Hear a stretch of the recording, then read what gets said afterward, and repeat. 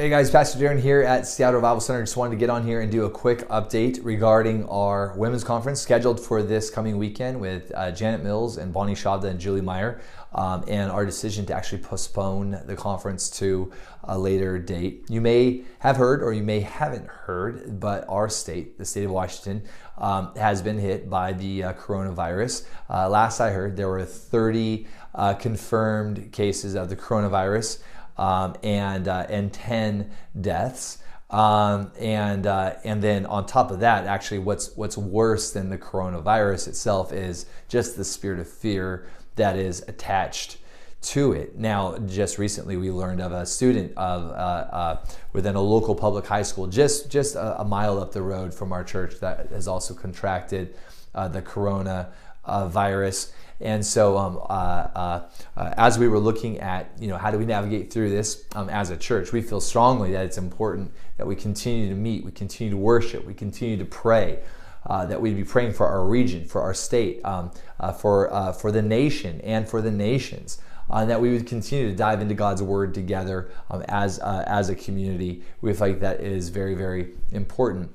But when it comes to our call as a church to host regional gatherings, we felt like, in light of everything that's taking place and the warning that the governor just recently gave, encouraging people to avoid large gatherings, that it might be prudent to postpone this particular conference for a later date until there's more actual knowledge. I mean, right now there's so many unknowns. There are a lot of facts that are intermingled with all kinds of gossip and rumors. It's hard to kind of keep everything straight.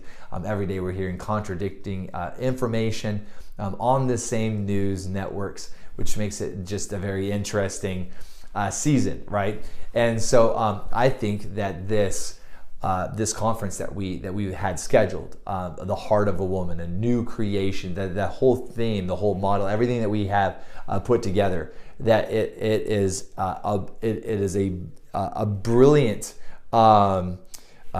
wineskin that we've got put together, and rather than just going after it anyway, basically holding on to it for a better season, and then still going after it, still hosting this conference with Bonnie and Julie and Janet, but doing it at a time when there will be a better response. The other thing, the other factor is that travel warnings have now gone out, and so our guests that were planning on flying in have received travel warnings that their flights could be canceled depending on what happens over the next couple of days, or it's also possible that once in Seattle, your flight could be canceled. You may not be able to get out of Seattle. So that was something that our team took into consideration in wanting to honor our conference a guest that were going to be coming in as well.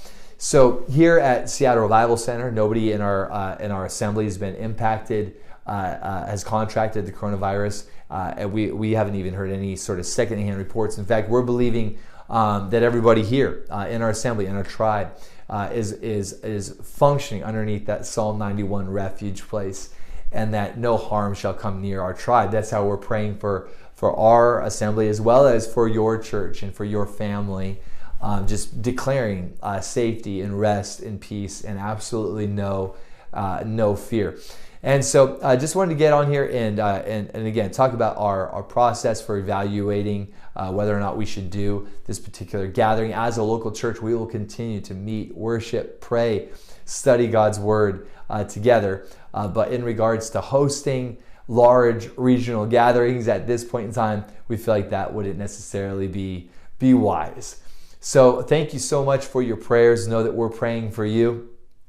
We love you, and we will keep you tuned as to when we get this particular event rescheduled. And know that when we do finally host this women's conference, that it is going to be incredible, and we trust that we will really look at this and say, surely this was part of God's sovereign plan for the region, knowing that really God is going to work this out for His good and for His greater glory. All right, love you guys. Thank you so much for your time.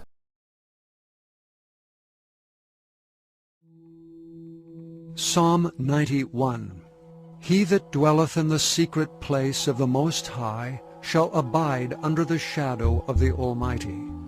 I will say of the Lord, He is my refuge and my fortress. My God, in Him will I trust.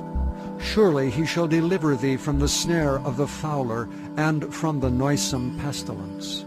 He shall cover thee with His feathers, and under His wings shalt thou trust. His truth shall be thy shield and buckler. Thou shalt not be afraid for the terror by night, nor for the arrow that flieth by day, nor for the pestilence that walketh in darkness, nor for the destruction that wasteth at noonday.